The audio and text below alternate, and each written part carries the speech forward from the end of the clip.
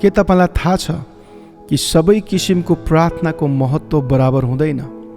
त्यहाँ यस्तो किसिमको प्रार्थना हुन्छ जसले हामीलाई परमेश्वरको नजिकमा ल्याउँदछ भने त्यहाँ यस्तो किसिमको प्रार्थना पनि हुन्छ जसलाई परमेश्वरले इन्कार गर्नुहुन्छ, उहाँले त्यसको निन्दा गर्नुहुन्छ।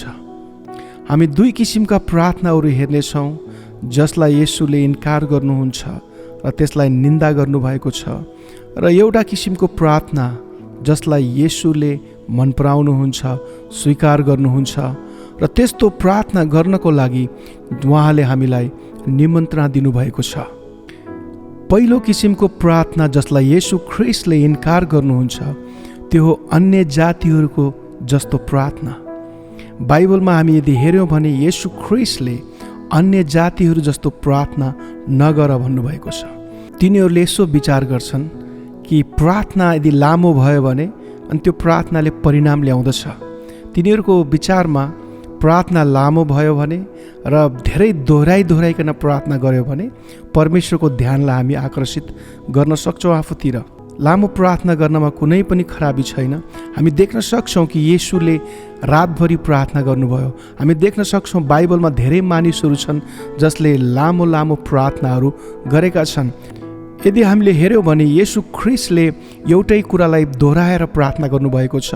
उहाँले भन्नुभएको छ, 3 पटक दोहोऱ्याउनु भएको छ, पिता यदि तपाईँको इच्छा छ भने यो कचौरा मबाट हटोस्। र हामी देख्न सक्छौँ कि पावलले पनि एउटै कुरालाई उनले दोहोऱ्याएर प्रार्थना गरेका छन्। 3 पटक उनले दोहोऱ्याएर प्रार्थना गरेका छन्, परमेश्वर मेरो शरीरको काँडो मबाट लग्नुहोस् भनेर उनले बिन्ती गरेका छन्। र यो प्रार्थना अन्य जातिहरूको प्रार्थनाभन्दा फरक किसिमको प्रार्थना छ। हामी देख्न सक्छौँ कि अन्य जातिहरूको जस्तो प्रार्थना जुन हुन्छ त्यो सम्बन्धद्वारा हुँदैन। तिनीहरू केवल तिनीहरूको विचारमा यदि प्रार्थना लामो भयो भने, यदि दोहोऱ्याएर बार बार हामीले प्रार्थना गऱ्यौँ भने परमेश्वर हाम्रो प्रार्थना सुन्नमा बाध्य हुनुहुन्छ र उहाँले हाम्रो उत्तर दिनै पर्छ भन्ने किसिमको तिनीहरूको विचार हुन्छ। दोस्रो किसिमको प्रार्थना जसलाई येशू ख्रीष्टले इन्कार गर्नुहुन्छ र जसलाई उहाँले स्वीकार गर्नु हुँदैन र वास्तवमा उहाँले त्यस्तो किसिमको प्रार्थनाको निन्दा गर्नुभएको छ, त्यो ढोङ्गीहरूको जस्तो प्रार्थना। यदि हामी हेऱ्यौँ भने ढोङ्गीहरूको जस्तो प्रार्थना नगर भनेर येशूले भन्नुभएको छ। ढोङ्गीहरूको प्रार्थना, उनीहरूको विचारमा उनीहरूको मेन मुख्य लक्ष्य भनेको त्यो प्रार्थना अरू मानिसहरूको ध्यान आफूतिर आकर्षित गर्ने एउटा माध्यमको रूपमा उनीहरूले प्रार्थनालाई प्रयोग गर्छन्। ढोङ्गीहरू यदि हामी हेऱ्यौँ भने ढोङ्गीहरू त्यो मानिसहरू हुन् जसले परमेश्वरलाई चिनेका हुन्छन्। तिनीहरूले प्रार्थनाको बारेमा पनि केही कुरा थाहा हुन्छ र बाइबलमा यदि हामी हेऱ्यौँ भने फरिसीहरूलाई ढोङ्गीहरू भनेको छ र तिनीहरूको मुख्य लक्ष्य भनेको प्रार्थनालाई मानिसहरूको ध्यान आफूतिर ल्याउने एउटा माध्यमको रूपमा उनीहरूले प्रयोग गर्छन्। र जसरी हुन्छ मानिसहरूको अगाडि राम्रो बन्नको लागि, यो कति राम्रो मान्छे रहेछ, यो कति प्रार्थना गर्ने मान्छे रहेछ, तिनीहरूको मुख्य लक्ष्य यही नै हुन्छ। हेर्नुहोस्, प्रार्थनाको मुख्य लक्ष्य भनेको तपाईँलाई परमेश्वरसँग जोड्ने एउटा माध्यम हो। मानिसहरूको अगाडि कसरी म धार्मिक बन्न सक्छु, मानिसहरूको अगाडि म कसरी राम्रो बन्न खोज्छु र म असल नाम कमाउन सक्छु, त्यो होइन। तेस्रो किसिमको प्रार्थना जो म भन्दछु यो सही किसिमको प्रार्थना हो। यो प्रार्थनालाई हामी भन्न सक्छौँ परमेश्वरको सन्तानको जस्तो प्रार्थना, परमेश्वरको छोराछोरीको जस्तो प्रार्थना। हामी देख्न सक्छौँ येशू ख्रीष्टले यसको उदाहरण दिनुभएको छ। कसरी हामी सही किसिमको प्रार्थना गर्न सक्छौँ अथवा कसरी हामी परमेश्वरको सन्तान जस्तो या परमेश्वरको छोराछोरी जस्तो प्रार्थनाहरू हामी गर्न सक्छौँ। यसको बारेमा केही कुराहरू म तपाईँको बिचमा राख्न चाहन्छु जसले तपाईँलाई आशिष दिनेछ। सबभन्दा पहिला हो प्रार्थनाको प्राथमिकता। हामी देख्न सक्छौँ उहाँले भन्नुभयो जब तिमीहरू प्रार्थना गर्छौ, यसको मतलब के हो कि येशूले हामीले प्रार्थना गरेको आशा गर्नुहुन्छ। प्रार्थनाको वास्तवमा कुनै पनि विकल्प छैन। यो पनि सत्य हो कि प्रार्थना जबरजस्ती गर्नै पर्छ भन्ने पनि छैन। हामी देख्न सक्छौँ कि धेरै ठाउँमा प्रार्थना कसैको माथि ल्याएर जबरजस्ती अनि ल्याएर गर्नै पर्छ भनेर अनि यसरी राखिदिन्छौँ। त्यस्तो किसिमको प्रार्थनाको कुनै पनि फाइदा हुँदैन। तर प्रार्थना भनेको यो हाम्रो लागि एउटा अवसर, मौका हो जब परमेश्वरले हामीलाई यो निमन्त्रणा दिनुहुन्छ, आएर उहाँको उपस्थितिमा हामी रमाउन सक्छौँ। सही किसिमको प्रार्थनाको दोस्रो सिद्धान्त हो, त्यो हो प्रार्थनाको ठाउँ। हामी देख्न सक्छौँ येशूले भन्नुभयो, जब तिमीहरू प्रार्थना गर्छौ तिमी भित्री कोठामा जाऊ। अनि हामी देख्न सक्छौँ कि येशू ख्रीष्ट प्रार्थनाको लागि धेरै पटक उहाँ पहाडमा जानुभयो। येशू ख्रीष्ट धेरै पटक हामी देख्न सक्छौँ उहाँ चाहिँ मरुभूमिमा गएर प्रार्थना गर्नुभयो, उजाड स्थानमा गएर प्रार्थना गर्नुभयो। परमेश्वरका यस्ता मानिसहरू थिए जो चाहिँ वेदी बनाएर प्रार्थना गरे, जो चाहिँ पहाडमा गएर प्रार्थना गरेका छन्। अनि यो प्रार्थना भित्र कोठामा जाऊ र प्रार्थना गर, प्रार्थनाको ठाउँ। अनि येशू ख्रीष्टले साधारण रूपमा, सिम्पल रूपमा उहाँले बुझाउन खोज्दै हुनुहुन्छ, हे प्रार्थनाको ठाउँ खोज। प्रार्थनाको ठाउँ खोज्न महत्त्वपूर्ण छ। तिमी भित्र कोठामा जाऊ, कुनै तिमी ठाउँमा जाऊ, तिमीहरू कुनै आफ्नो एकान्त ठाउँमा जाऊ र प्रार्थना गर। सबभन्दा पहिला प्रार्थनाको प्राथमिकता, 2 नम्बरमा प्रार्थनाको ठाउँ। प्रार्थनाको ठाउँ बनाउनुहोस् जहाँ गएर तपाईँ प्रार्थना गर्नुहुन्छ। सही किसिमको प्रार्थनाको तेस्रो सिद्धान्त हो प्रार्थनाको गोपनीयता। येशूले भन्नुभयो, जब तिमी प्रार्थना गर्छौ भित्र जाऊ कोठामा र ढोकालाई बन्द गर, ढोका लगाऊ र प्रार्थना गर। यहाँ येशू ख्रीष्टले के भन्न खोज्नु भएको थियो? अर्को शब्दमा यदि हामी हेऱ्यौँ भने उहाँले भन्न खोज्नु भएको कि यो प्रार्थना गर्छौ यो अरूलाई देखाउनको लागि होइन, प्रार्थना गर्छौ अरूबाट तिमीले अनि शाबासी पाउनको लागि होइन, अरूको अगाडि म कतिको धार्मिक छु भनेर चिनाउनको लागि पनि होइन। अनि साँच्चै नै कतिपटक हामी प्रार्थना अनलाइनमा, फेसबुकमा, युट्युबमा हामी लाइभ स्ट्रिम गर्छौँ, अरूलाई हामी देखाउनु पर्ने हुन्छ।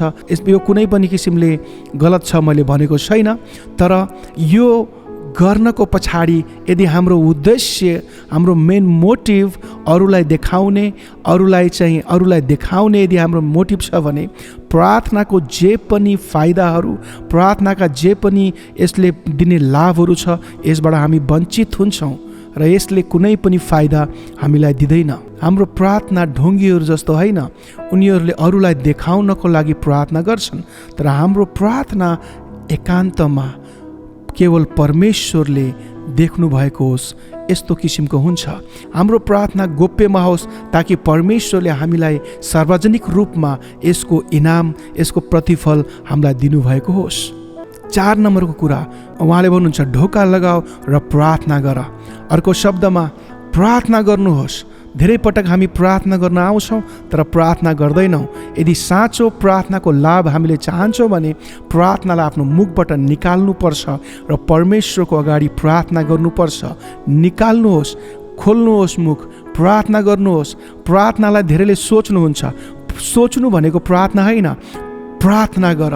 भित्री कोठामा जाऊ, ढोका लगाऊ र प्रार्थना गर। परमेश्वरलाई पुकार्नुहोस्, प्रार्थना गर्नुहोस्। त्यहाँ फरक फरक किसिमका प्रार्थनाहरू छन्। प्रभुको प्रार्थना, वेदीको अगाडि प्रार्थना, हामी आफ्नो पाप क्षमाको प्रार्थना गर्न सक्छौँ, हामी परमेश्वरलाई धन्यवादको प्रार्थना गर्न सक्छौँ, प्रशंसाको प्रार्थना गर्न सक्छौँ, हामी अरूको लागि प्रार्थना गर्न सक्छौँ। यो सबै किसिमको प्रार्थनाहरू हामी गर्न सक्छौँ। सो 4थो नम्बरको एकदमै महत्त्वपूर्ण, केवल प्रार्थना नसोच्नुहोस्, ध्यानमा मग्न मात्र नहुनुहोस्, तर मुख खोल्नुहोस् र प्रार्थना गर्नुहोस्। सही किसिमको प्रार्थनाको 5औं सिद्धान्त त्यो यो हो, प्रार्थना कसलाई गर्ने? येशूले भन्नुभयो, तब पितालाई प्रार्थना गर। अर्को शब्दमा प्रार्थना भनेको प्रार्थना मात्र होइन। धेरै व्यक्तिहरूले योमा झुकिनुहुन्छ, प्रार्थनाको बारेमा मात्रै सोच्नुहुन्छ। ओ आज हाम्रो मण्डलीमा प्रार्थना छ, मैले प्रार्थना गर्नु छ, प्रार्थनाको अल नाइट प्रेयर छ, अनि धेरै किसिमको प्रार्थना छ, बिहानको प्रार्थना छ। प्रार्थना केवल प्रार्थनाको बारेमा मात्रै सोच्नुहुन्छ, तर प्रार्थना भनेको साँच्चै नै पिताको बारेमा हो। प्रार्थना भनेको परमेश्वरको बारेमा हो। प्रार्थना भनेको कसरी गर्नु भन्दा पनि कसलाई गर्ने। धेरै पटक हामी देख्छौँ धेरै मानिसहरू आफ्नो जीवनमा र धेरै मण्डलीहरू पनि प्रार्थना कसलाई भन्दा पनि प्रार्थना कसरी गर्ने हो त्यो कुरामा बढी ध्यान हुन्छ। तर यो गलत किसिमको धारणा हो। धेरै पटक हामी देख्न सक्छौँ हामी हात उठाएरै प्रार्थना गर्नुपर्छ, हामी घुँडा टेकेरै प्रार्थना गर्नुपर्छ, अथवा हामी बिहानै प्रार्थना गर्नुपर्छ, हामी राति नै प्रार्थना गर्नुपर्छ, हामी प्रार्थना यसरी नै गर्नुपर्छ। अनि उनीहरूको प्रार्थनाको पोस्चर, प्रार्थना कसरी गर्ने हो त्यो तरिकामा मात्रै अनि कतिपटक सीमित हुन्छौँ। तर प्रार्थना कसरी मात्रै होइन, प्रार्थना कसलाई गर्ने हो, परमेश्वरलाई। प्रार्थनामा परमेश्वर ल्याउनुहोस्। प्रार्थना भनेको प्रार्थनामा ध्यान होइन, प्रार्थना भनेको परमेश्वरमा ध्यान हुनुपर्छ। यसोले भन्नुभयो जब आफ्नो पितालाई प्रार्थना गर। तपाईँ उहाँको सन्तान हुनुहुन्छ, तपाईँ उहाँको छोरा हुनुहुन्छ, तपाईँ उहाँको छोरी हुनुहुन्छ। तपाईँ यसरी प्रार्थनामा आउनुहोस्। यो कुरा साँचो हो कि प्रार्थनालाई प्राथमिकता बनाउन जरुरी छ। प्रार्थनाको ठाउँ खोज्न जरुरी छ। प्रार्थना साँच्चै नै गोपनीय बनाउन महत्त्वपूर्ण छ र प्रार्थना गर्न पनि महत्त्वपूर्ण छ। तर सबैभन्दा महत्त्वपूर्ण हामी परमेश्वरलाई प्रार्थना गर्न महत्त्वपूर्ण छ। याद गर्नुहोस्, प्रार्थना भनेको तपाईँको बारेमा होइन, प्रार्थना भनेको परमेश्वरको बारेमा हो। सही किसिमको प्रार्थनाको अन्तिम सिद्धान्त, अन्तिम साँचो, अन्तिम मुख्य कुरा यो हो कि प्रार्थनाको प्रतिज्ञा। उहाँले भन्नुहुन्छ यदि तिमीले सही किसिमले प्रार्थना गर्यो भने, यदि मैले यो तपाईँलाई सिकाएको किसिमले तपाईँले प्रार्थना गर्नुभयो भने परमेश्वरले प्रतिज्ञा गर्नुभएको छ, परमेश्वरले तपाईँलाई यसको इनाम, यसको प्रतिफल तपाईँलाई सार्वजनिक रूपमा दिनुहुनेछ। यसको मतलब के हो? उहाँले तपाईँलाई सबैले देख्ने गरेर सार्वजनिक रूपमा आशिष दिनुहुनेछ। हुनसक्छ कतिपटक उहाँले तपाईँलाई तपाईँको व्यापारमा आशिष दिनुहुनेछ, उहाँले तपाईँलाई तपाईँको स्वास्थ्यमा आशिष दिनुहुनेछ, उहाँले तपाईँको सम्बन्धमा आशिष दिनुहुनेछ, उहाँले तपाईँको आर्थिक कुरामा तपाईँलाई आशिष दिनुहुनेछ। परमेश्वरको आशिष दिने तरिका फरक छ। जहिले पनि आशिष दिनुहुन्छ परमेश्वरले सार्वजनिक रूपमा सबैले देख्ने गरेर दिनुहुन्छ। त्यसै कारणले यहाँ यीशुले भन्नुभएको छ, जब तिमीहरू प्रार्थना गर्छौ तिमीहरू भित्र कोठामा गएर गर, तिमीहरू गोपनीय रूपमा गर, पाखण्डीहरू जस्तो, साँच्चै नै ढोङ्गीहरू जस्तो सबैलाई देखाउनको लागि नगर, ताकि परमेश्वरले तपाईँलाई सार्वजनिक रूपमा आशिष दिनुभएको होस्। यदि तपाईँले साँचो रूपमा परमेश्वरले भनेको जस्तो प्रार्थना गर्नुभयो भने उहाँले तपाईँको सेवकाईमा आशिष दिनुहुनेछ, तपाईँको सेवकाई फलिफाप हुनेछ।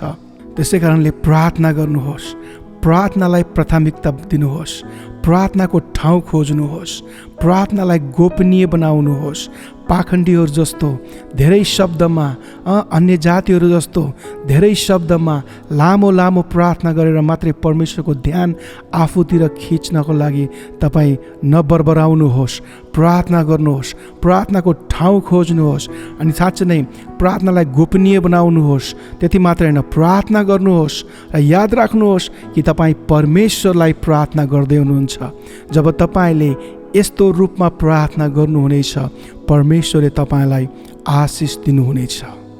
यदि तपाईँले यस्तो गर्नुभयो भने हुनसक्छ तपाईँको प्रार्थना तपाईँलाई लाग्न सक्छ कि सिद्ध छैन, मलाई त प्रार्थना पनि गर्न आउँदैन, तर परमेश्वरले तपाईँलाई अवश्य पनि आशिष दिनुहुनेछ। परमेश्वरको छोराछोरी जस्तो प्रार्थना गर्नुहोस्, उहाँसँग सम्बन्ध बनाउनको लागि प्रार्थना गर्नुहोस्, परमेश्वरले तपाईँलाई आशिष दिनुभएको होस्। यदि तपाईँलाई हाम्रो यो भिडियो मन पर्यो भने यसलाई लाइक गर्नुहोस्, कमेन्ट गर्नुहोस्, सब्सक्राइब गर्नुहोस्, ताकि यो भिडियो धेरै मानिसहरू कहाँ पुग्न सकोस् र धेरै मानिसहरूले परमेश्वरको आशिषहरू पाउन सक्नुभएको होस्।